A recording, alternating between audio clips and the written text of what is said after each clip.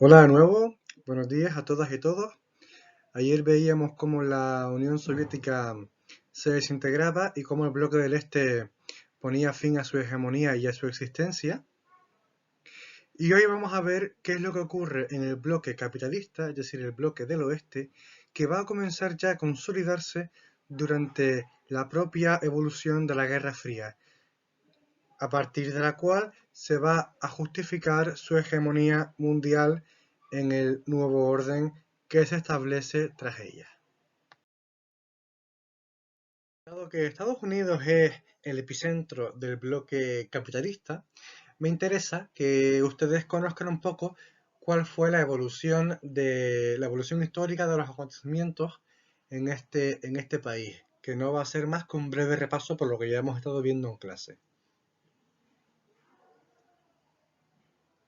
Como ven aquí, les he traído los presidentes que hubo en cada uno de los momentos que estamos aquí tratando. Sin embargo, como ya saben, no, no vamos a adentrarnos en conocer en profundidad o lo que es la historia de cada uno de ellos, ¿no? Sino simplemente de tenerlos como referencia, porque muchas veces oímos hablar de lo que hizo Truman, de lo que hizo Nixon, de lo que hizo Johnson, de lo que hizo Roosevelt, pero no los contextualizamos. De esta forma, esto les puede servir un poco como referente, ¿vale? Recuerden que en el 17 Estados Unidos va a entrar en la Primera Guerra Mundial, interviniendo de manera decisoria en su resultado final. A partir de, bueno, el fin de la Primera Guerra Mundial va a explicar en gran medida los felices años 20, ese periodo de esplendor económico que va a vivir Estados Unidos hasta el crack del 29 y la Gran Depresión. Voy así rápido porque esto ya lo hemos visto en clase, ¿vale? A partir de 1941, después del ataque japonés a Pearl Harbor, Estados Unidos va a entrar en la Segunda Guerra Mundial, ¿vale? Nuevamente interviniendo de forma decisoria en el avance y victoria de los aliados. Y entre el 45 y el 75, casi que coincidiendo con la Guerra Fría, ¿verdad? Va a vivir lo que se conoce como los 30 años gloriosos, también conocido como la Edad de Oro del capitalismo. Vamos a ver qué fue eso. Esto que aquí les traigo es más de lo mismo, ¿vale? No me interesa mucho profundizar, pero sí me interesa que vean un poco cuál ha sido la evolución.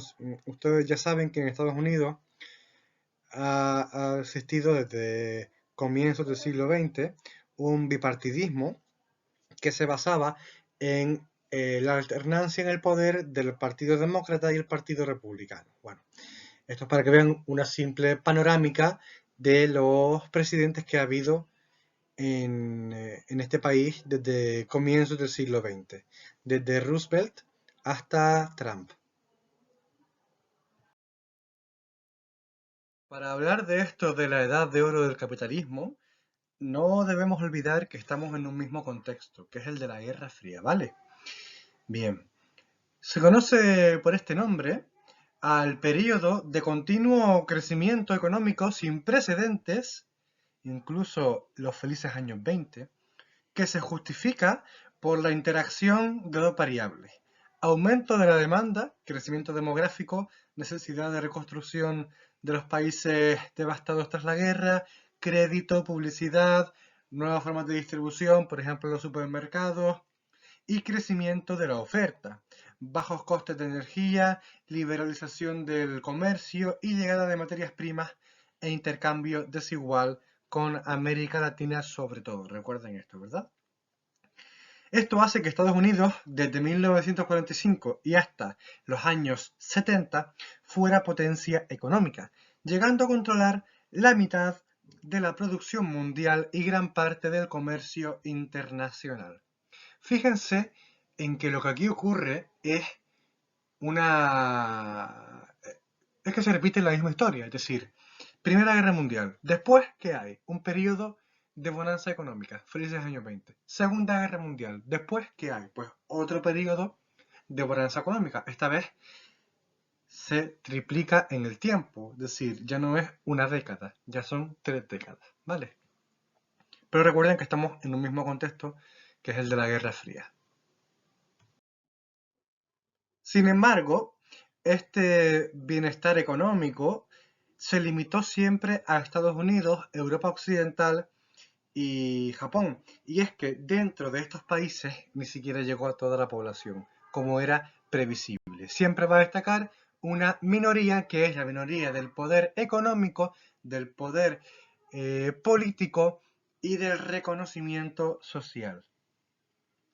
En Estados Unidos, los principales beneficiados fueron las clases medias y altas, que se adueñaron de la palabra América.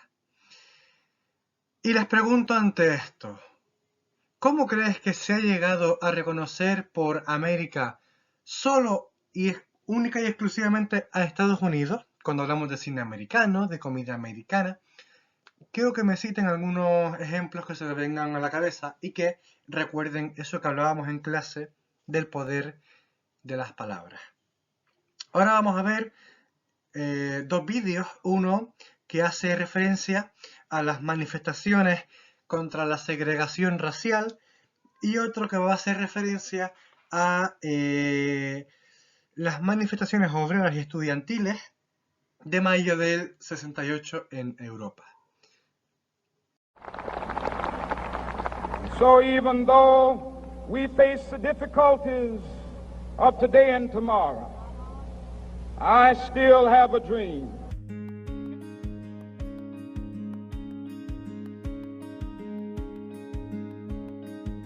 It is a dream deeply rooted in the American dream.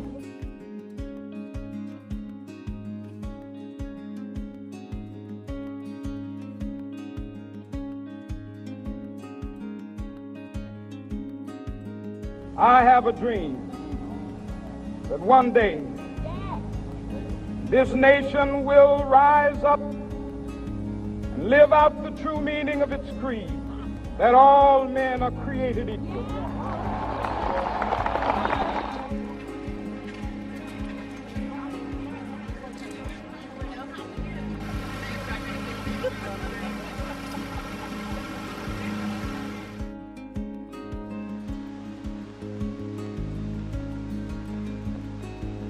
That one day on the red hills of Georgia, the sons of former slaves and the sons of former slave owners will be able to sit down together at the table of brotherhood.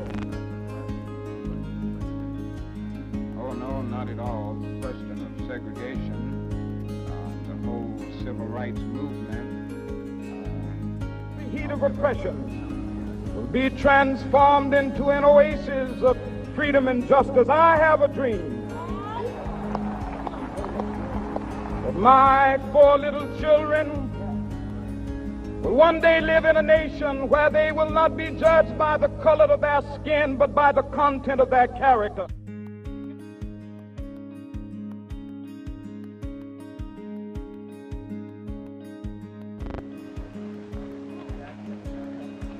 Dr. King, in some areas there will be an easing of demonstrations where there is.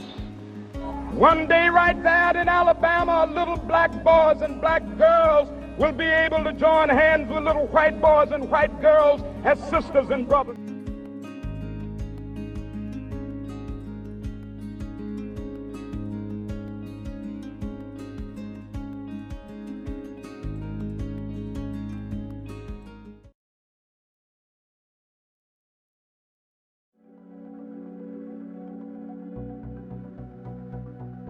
По вопросу об организации Восточного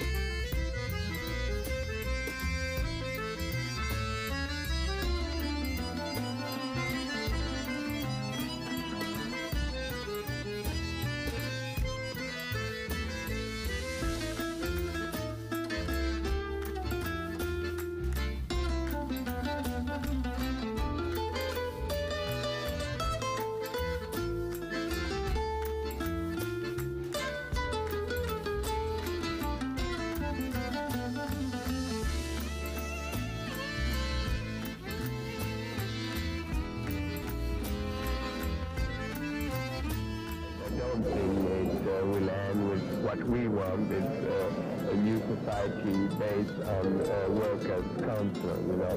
This, I know it's not the time now, but I think that's a great important thing now in France, that people have learned that they can change something if they go in the street.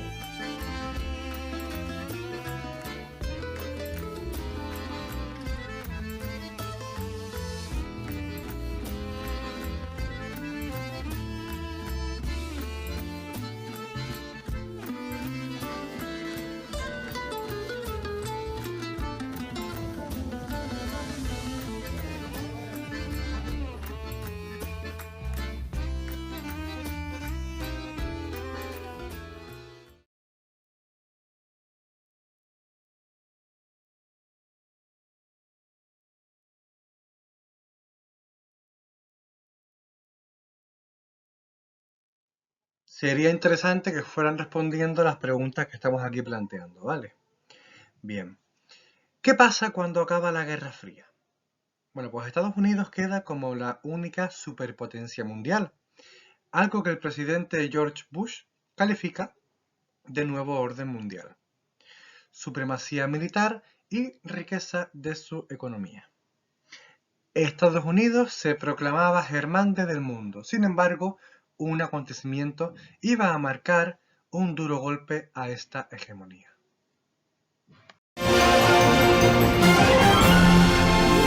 Pues enseguida entramos de lleno con la crónica de la mañana, pero antes tenemos que ponernos en contacto rápidamente con nuestro corresponsal en Estados Unidos. Al parecer, una avioneta acaba de estrellarse en Nueva York contra las conocidas Torres Gemelas. Ricardo, ¿tú estás viendo las imágenes como nosotros? Es que yo lo estoy viendo en directo, Matías, estoy delante de una es que es un boquete tremendo el que ha producido, ¿eh? Sí, es un boquete tremendo, además el fuego... Bueno, y ahora de repente una explosión. Es que otro avión volando muy bajo, otro avión parece que se ha podido... Matías, no he alcanzado a decirte lo que ocurre, pero ha habido otra explosión, sí, en efecto. Ha habido otra explosión. Lo que aprecio desde aquí, a salvo fuego y humo, no sé a qué puede... La otra torre, Ricardo, la otra torre. Ha impactado torre. en la otra torre. Y además en una zona más baja aún. Dios santo, es otro avión, parece, el que se ha estrellado en la otra torre. Parece que ha sido otro avión, esto no es... Si se confirma esta circunstancia, no es casual, por supuesto. Pero estamos a la espera, Ricardo, de que recibamos información porque esto es tremendo.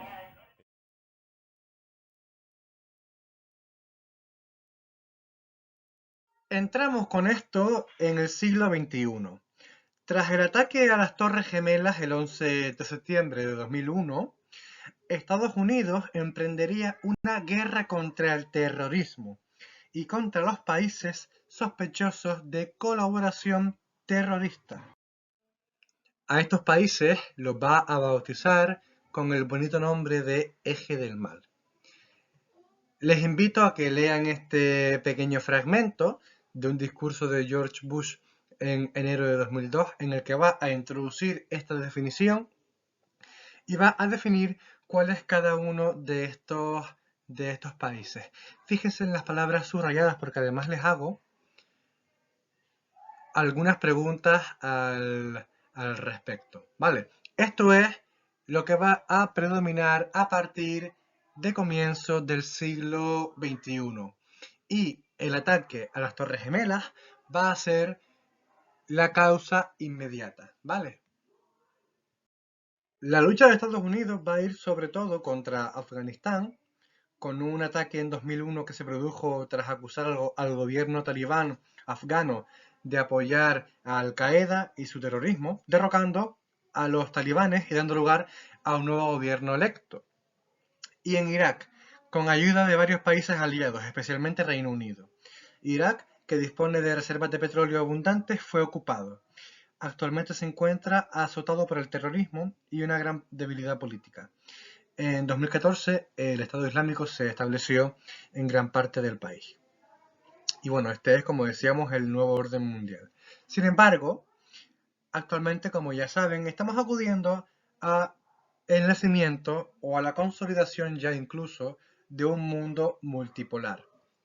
En los primeros años del siglo XXI, el antiguo bloque capitalista, Estados Unidos, Japón y los países europeos con economía de mercado, la Unión Europea, de la que hablaremos en el próximo vídeo, fueron líderes indiscutibles. Hoy en día, después de un dominio casi absoluto o absoluto de Estados Unidos, varias potencias emergentes comienzan a cuestionar, pues, como decimos, esta hegemonía.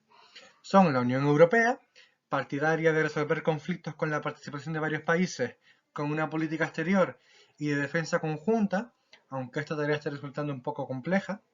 Japón, con una economía fuerte, basada sobre todo en exportaciones, lo que le convierte en un país vulnerable por las fluctuaciones, ¿no?, de la economía global. Está bien mientras la economía global esté bien. China, potencia en expansión con gran capacidad militar y diplomática.